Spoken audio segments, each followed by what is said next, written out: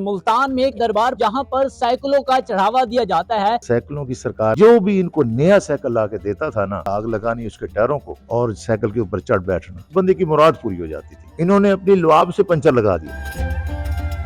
अस्सलाम वालेकुम। वालेकुम सलाम व रहमतुल्लाहि व बरकातहू। क्या नाम है आपका? जी, मेरा नाम मोहम्मद अमजद फयाज सरवरी कादरी है।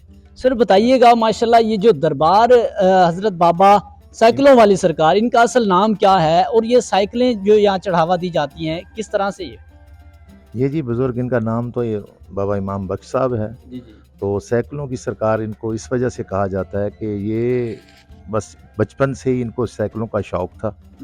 तो ये जब पैदाइशी ये मादरजात वली थे, लेकिन पहचाने ना जा सके। शुरू से मैं आपको इनकी इब्तदा बताता हूँ जो मैंने इनके बुज़ुर्गों से पूछकर यानी कि पूछी थी। तो वो ये था कि ये छोटे थे तो 3-4 साल के थे तो वालिदैन पर्दा कर गए, तो फिर इनको दादा दादी ने पाला। फिर ये 8-10 साल के हुए तो उस वक्त ये सारा फसलों का इलाका था, यानी कि खेत होते थे इधर। ये इनका अपना इलाका है, ये खक फैमिली से ताल्लुक़ रखते हैं। तो वो दादा दादी इनको फिर जो है ना भेड़ बकरियां चराने के लिए भेज दिया करते थे। तो एक दिन इत्तेफाक ऐसा हुआ कि इनका मूड नहीं था, तो उन्होंने देखा कि ये अंदर जाके बिस्तरों में छुप के बैठ गए। तो वो 10-12 बजे देखते हैं घर वाले के कमरे से धुएं निकल रहे हैं। तो उन्होंने देखा कि बच्चा भी नहीं गया, भेड़ बकरियां भी खड़ी हैं और कमरे से धुएं निकल रहे हैं। भागे वो जाके, उन्होंने जब बिस्तरे उठाए तो बिस्तरों के नीचे ये छुपे हुए थे। ये इनकी पहली करामत जाहिर हुई। वहीं से फिर ये यानी कि बुजुर्गों ने इनके पहचान लिया कि ये बच्चा वली है। जो भी इनके पास आता था ना, तो कहता था कि बाबा जी नजर शफकत फरमाएं। तो आप कहते थे जाओ साइकिल लेके आओ। नया साइकिल लाना, इन्होंने नए साइकिल को जनाब वाला आग लगानी उसके टायरों को और साइकिल के ऊपर चढ़ बैठना। बस ये वहीं से फिर ये साइकिल, जो भी इनको नया साइकिल ला के देता था ना और ये उसके ऊपर आग लगा के सवारी कर लेते थे, उस बंदे की मुराद पूरी हो जाती थी। जब ये दरबार बन गया था ना, तो एक बंदा जो था ना, वो भैंस चुरा, उस देहाती इलाका था ना सारा, वो भैंस चुरा के आ रहा था। तो वो इधर पीछे उनके वो मालिक पड़ गए उसके। वो चोर जो था वो तो डरा, वो इधर आया। इधर आके ये दरख्त जो है जहाँ पर साइकिल लगे हुए हैं, यहाँ आके उसने भैंस बांधी और बाबा जी के कदमों में गिर गया और कहने लगा बाबा जी मुझे बचा लो, नहीं तो ये तो मुझे मार देंगे। उस वक्त तो बस वो इतनी देर में जनाब वाला बाबा जी से उसने माफ़ी मांगी। तो बस वो जब मालिक आए तो देखते क्या है, वो भैंस थी काले रंग की, वो बुरे रंग की बन गई। एक दफ़ा ये खुद साइकिल पर आ रहे थे इधर, तो ये सारी फसलें थी, इधर देहाती इलाका था। तो किसी ने ना इनका साइकिल चुराने की कोशिश की। वो बस वो चोर था ना, तो ये रफा हजत कर रहे थे फसलों में, तो उसने साइकिल चुराने की कोशिश की, अंधा हो गया, साइकिल ना उठा सका। फिर उसने तौबा माफी मांगी, फिर वो ठीक हो गया। फिर उसने नियत फिर दोबारा की चोरी की, फिर अंधा हो गया। तो इस दौरान ये वापस आ गए। शायद फिर पंचर भी नहीं होता होगा। आप इनकी पंचर की मिसाल ये थी, एक दफा उस वक्त साइकिलों का दौर था, हर जगह पर पंचरों की दुकानें होती थी। इन्होंने अपनी लुआब से पंचर लगा दिया। हाँ, हालांकि यानी कि बस करामत जाहिर होती है ना, मूड आया बस कहना इधर दिखाओ, अपने लुआब से पंचर लगाया, पंचर लग गया जनाब वाला।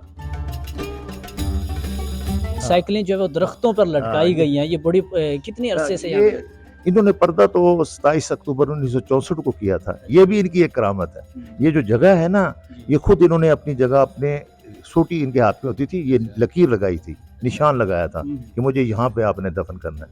अब वो अकीदतमंद जितने भी थे वो साइकिल ला के यहाँ पर चढ़ाते थे। ये दरख्तों पर, इनकी मज़ार की दीवारों पर साइकिल लगा के मन्नत के लिए यानी क्या करते थे, बाबा जी हमने साइकिल इधर उतार दिया, ला के खड़ा कर दिया है, अब आप नजर शफकत फरमाएं, अल्लाह हम पे करम फरमाए, हमारा काम हो जाए। और लोगों के काम जिस तरह से लोगों का तो रश होता होगा और उतनी ही साइकिलें होती होगी, तो ये जो अब दरख्त में विवस्त हो चुकी है, ये तो पुराने जमाने की खड़ी है ना, जो वरना तो आजकल तो आपको पता है ये हिरोनियों का दौर है। बड़ी साइकिलें थी, उतार के ले गए, दीवारों पर बड़ी साइकिलें लटकी होती, सारी उतार के ले गए। अब तो साइकिलों वाला दौर ही नहीं रहा।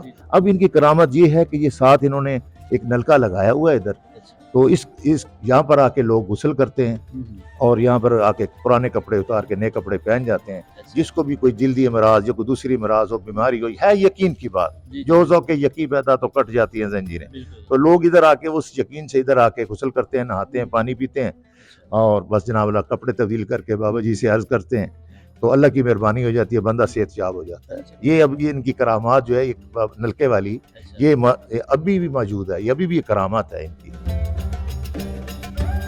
लोग साइकिलें वगैरह अब भी लेके आते हैं? नहीं, अब तो कोई साइकिलों वाला रवाज ही नहीं रहा ना, अब तो अच्छा। दौर ही खत्म हो गया साइकिलों। अब ये है कि लोग यहाँ आके मन्नतें मानते हैं।